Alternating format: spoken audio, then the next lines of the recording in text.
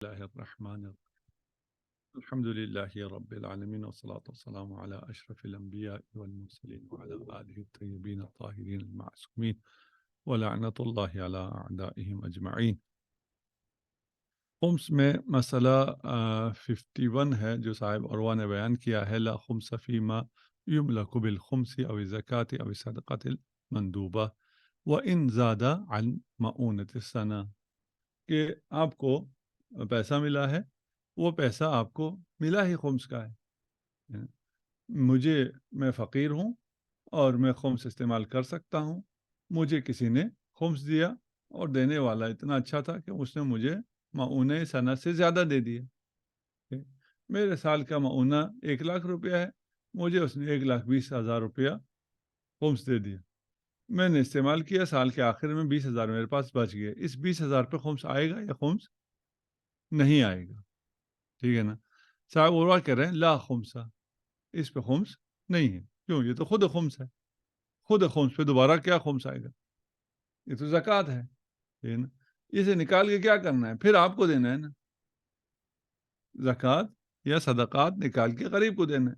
یہ غریب تک پہنچا ہوا ہے، صرف اس کے 1 سال سے زیادہ تھا. جب 1 سال سے زیادہ تھا، آپ سے واپس لے کے کیا کرنا ہے؟ آپ جیسے کو واپس دے دینا. ٹھیک، پھر اس پہ خمس نہیں. نعم لو نمت فی ملکی، کہتے ہیں ہاں آپ کو دیا 1 گوسفند، 2 گوسفند دے دی. ٹھیک، وہ کیا ہو گیا؟ نمو کر گیا، اس کے بچے دے دیے.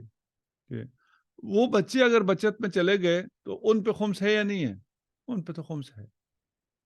آپ فقیر ہیں، آپ کو کسی نے وہ دے دیا. ٹھیک، ایسی چیزیں دے دی جس سے نمو ہوتا ہے. وہ نمو آپ کی بچت میں چلا گیا، آپ کے سال کے خرچ سے زیادہ ہو گیا. آپ کو دینا صحیح ہے نہیں ہے؟ وہ چیز دینا آپ کو صحیح ہے. ٹھیک ہے. یہاں پر جو پہلا مسئلہ کیا ہے کہ آپ کو سال کی ضرورت سے زیادہ دے دیا اور آپ اس زیادہ کے مالک بھی ہو گئے. یعنی آپ کو زیادہ دینا صحیح تھا، تب آپ مالک ہوئے نا. ٹھیک، خواب اس میں ہمیں 4 چیزیں پہلے حل کرنی پڑیں گی صاحب عروہ کے اس مسئلے کو سمجھنے کے لیے. ٹھیک، سب سے پہلے یہ ہے کہ آپ کو جب کوئی خمس دیتا ہے، زکوٰۃ دیتا ہے، صدقہ دیتا ہے، تو آپ اس کے مالک ہو جاتے ہیں. کیونکہ ایک قول یہ ہے، ایک اپنا یہ ہے کہ آپ مالک نہیں ہوتے، آپ کو اذن تصرف ملتا ہے. ٹھیک، آپ میرے گھر آتے ہیں، آپ ان چیزوں کے مالک نہیں ہوتے، آپ کو اذن تصرف ہوتا ہے، آپ استعمال کر سکتے ہیں. بالکل مالکانہ حقوق کی طرح آپ ادھر تمام چیزیں، کمبل اوڑھ سکتے ہیں، پانی استعمال کر سکتے ہیں، فلاں ہیٹر آن کر سکتے ہیں، سب کچھ کر سکتے ہیں. ٹھیک، آپ ان چیزوں کے مالک نہیں ہوئے. یہ خمس کی رقم بھی وہ کہتے ہیں آپ مالک ہوتے ہی نہیں. اگر آپ وہ کہتے ہیں کہ آپ مالک ہی نہیں ہیں تو وہ تو پھر تو ختم ہو گئی بھائی. ٹھیک ہے. اگر آپ کہتے ہیں کہ آپ مالک ہو جاتے ہیں تو وہاں پر بھی ایک قول یہ ہے کہ اکثر من معونہ سنہ کے آپ مالک نہیں ہوتے. ٹھیک، یعنی اگر آپ کو دے دیا تو آپ اکثر من معونہ سنہ کے مالک نہیں ہیں. ٹھیک، اچھا میں اکثر من معونہ سنہ کا مالک نہیں ہوں، اس کے باوجود آپ نے مجھے 1 سال کا خرچہ دیا، وہ 1 سال کا خرچہ میرے بچت میں جا سکتا ہے. میں معونہ سنہ آپ مجھے دے سکتے ہیں، میرے سال کا خرچہ 1,00,000 روپیہ، آپ مجھے 1,00,000 روپیہ دے سکتے ہیں؟ جی بالکل دے سکتے ہیں. میں کہتا ہوں اگر وہ بچت میں چلا جائے، وہ کیسے جائے گا بچت میں؟ جب آپ کا سال کا خرچ 1,00,000 ہے، میں نے آپ کو 1,00,000 دیا، وہ بچت میں کیسے جائے گا؟ میرا سال جو ہے وہ ہے جنوری، آپ نے مجھے دے دیا فروری میں 1,00,000 روپیہ. جب فروری میں مجھے 1,00,000 روپیہ دیا تو اگلے سال جنوری میں 10,000 بچا ہوا ہے، اس سے نہیں بچا ہوا. 10,000 8,000 جو بھی بنتا ہے مہینے کا. ٹھیک ہے نا. اس میں وہ اکثر من معونہ سنہ نہیں ہے. ٹھیک، لیکن میرا جو وہ آیا ہے، تاریخ میری جو آئی ہے، اس میں کیا ہو گیا؟ سنہ میرا آ گیا اور میرے پاس پیسے بچے ہوئے ہیں. بحث آ گئی نا، خمس ہے یا نہیں ہے، ٹھیک ہے نا. یہ اکثر من معون سنا بھی ہو گیا، اور ادھر سے کیا ہو گیا، یہ بھی نہیں ہوا کہ میرے معون سنا سے زیادہ، یعنی رأس السنہ پہ بچت بھی ہو گئی اور میرے معون سنا سے زیادہ بھی نہیں ہوا. ٹھیک. یا تیسری صورت یہ ہے کہ آپ نے مجھے دیا ہے جنوری میں ہی 1 لاکھ دے دیا، وہ 1 لاکھ اگلے سال جنوری تک میرا خرچ کیا تھا، 1 لاکھ ہی تھا. میں نے اپنے اوپر صبر کیا اور اس پیسے کو اپنی ضرورتوں کو، اپنے پیٹ کو کاٹ کے میں نے کچھ پیسہ بچا لیے. میں نے 5,000 روپے بچا لیے. وہ میرے کھانے کا خرچ تھا، سب کچھ تھا، لیکن میں نے کیا کیا، میں نے پیٹ کاٹا اور وہ 5,000 بچا لیا. آیا اس 5,000 پر خمس آئے گا یا خمس نہیں آئے گا؟ یہ بات تو پھر بھی آ گئی نا. یعنی ہم نے ابھی تک جو کہا ہے وہ یہ ہے کہ آپ کو معون سنا سے زیادہ اگر دے سکتے ہیں تو یہ بحث آئے گی ایک. یا آپ کہیں نہیں، معون سنا سے زیادہ نہیں دے سکتے، ٹھیک، مجھے معون سنا ہی دیا ہے، لیکن وہ دیا ہے میرے مال سالی کے بعد، اور میرا جو مالی سال ہے وہ پہلے آ گیا اس لیے بچ گیا ہے. یا اسی تاریخ کو دیا ہے، میرے پاس اور آمدنی ہے ہی نہیں، یہ زندگی میں پہلی آمدنی ہے، جب آپ نے مجھے وہ 1 لاکھ دیا تب سے میرا مالی سال شروع ہوا ہے. میرا مالی سال جو ہے وہ میرا خرچ جو مجھے دیا جا سکتا ہے وہ کیا ہے، وہ مالی سال ہے جو میری شان کے مطابق میرا خرچ ہے، سالانہ خرچ ہے. وہ 1 لاکھ روپیہ تھا، آپ نے 1 لاکھ دیا، میں نے اپنا پیٹ ویٹ کاٹ کے کپڑے نہیں سلوا کے کیا کیا، 5,000 روپے بچا لیے. اس پہ خمس ہوگا یا خمس نہیں ہوگا؟ آخری یہ ہے کہ آپ نے جو مال دیا میں نے اسے کسی ایسی جگہ رکھ دیا، رکھ کے میں بھول گیا. ٹھیک. اس کے بعد مجھے فاقے بھی آتے رہے، مشکلات میں بھی آتا رہا، لیکن میں بھول گیا میرے پاس فلاں پیسہ ہے. مالی سال ختم ہوا تو یاد آیا، او ہو، کیونکہ پیسہ ہوتا ہی نہیں ہے، کوئی پیسہ دیتا ہی نہیں ہے، تو کوئی اس کو یاد بھی نہیں رہتا کہ میرے پاس کوئی پیسہ بھی ہو سکتا ہے. اس کو یاد آیا فلاں پیسہ تو موجود تھا، وہ بچت میں چلا گیا سال گزرنے کی وجہ سے. بچت میں جانے کے بعد آیا اس پر خمس ہوگا یا خمس نہیں ہوگا؟ ٹھیک. ہاں، یہاں ہم کہتے ہیں یہ جو عدم جواز اعطاء خمس یا زکوٰۃ ہے لأکثر من معونتی سنا، ٹھیک، یہ زکوٰۃ میں ہے لیکن خمس میں نہیں. ٹھیک. زکوٰۃ میں جائز نہیں ہے کہ کسی کو معون سنا سے زیادہ دیا جائے، لیکن خمس میں ایسا نہیں ہے. ٹھیک. خمس جو ہے وہ معون سنا سے زیادہ دیا جا سکتا ہے.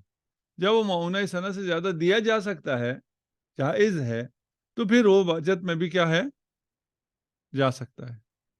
ٹھیک. ہاں. دوسرا یہ ہے کہ اگر آپ کہتے ہیں جی معون سنا سے زیادہ نہیں دیا جا سکتا ہے، ٹھیک، میں نے معون سنا ہی دیا ہے، اس نے بچت کی ہے، اس نے پیڑ کاٹا ہے، پھر بھی بچ گیا، جائز ہو گیا، میرے 1 لاکھ دینا جائز ہو گیا، اس نے وہ کیا. اس کے بعد بھی اب اس کے پاس بچت ہو گئی ہے، اس کو فائدہ بھی ہو گیا ہے، اس کے باوجود آپ کیوں کہہ رہے ہیں کہ اس پہ خمس نہیں ہے؟ ٹھیک. جو لوگ کہہ رہے ہیں لا خمسہ، جسے صاحب عروہ نے کہا کہ لا خمسہ، اس پہ خمس نہیں ہے.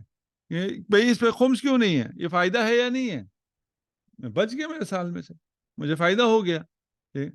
وہ کہتے ہیں یہ فائدہ ہے لیکن یہ کسب نہیں ہوا ہے. خمس کہاں آتا ہے؟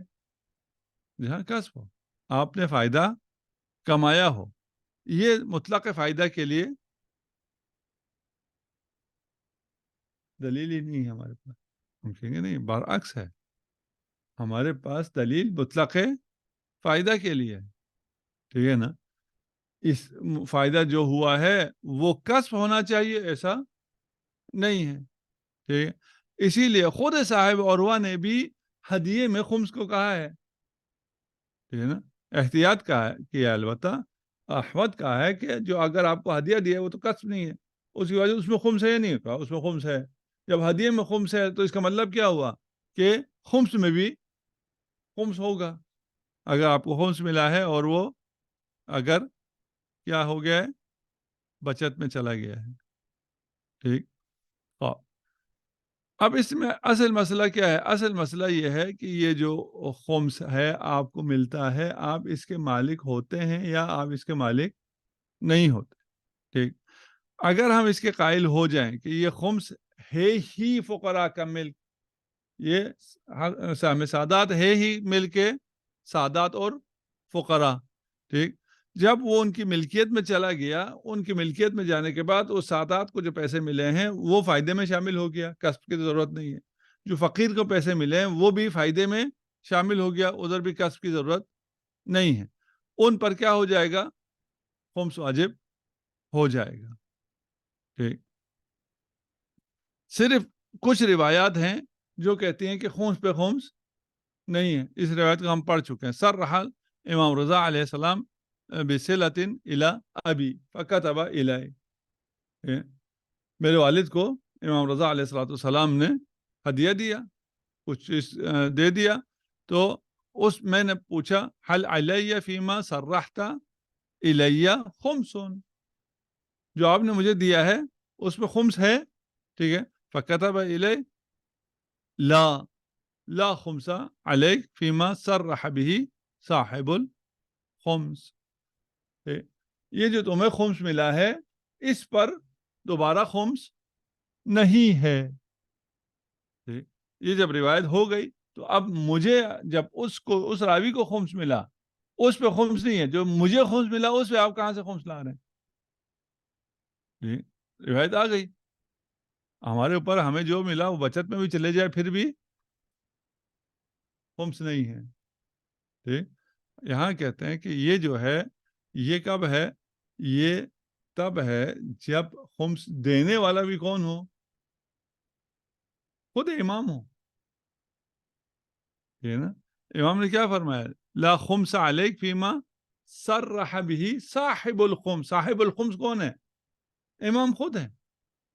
یہ نا صاحب خمس نے جب تمہیں خمس دیا اس پہ مزید خمس نہیں ہوگا.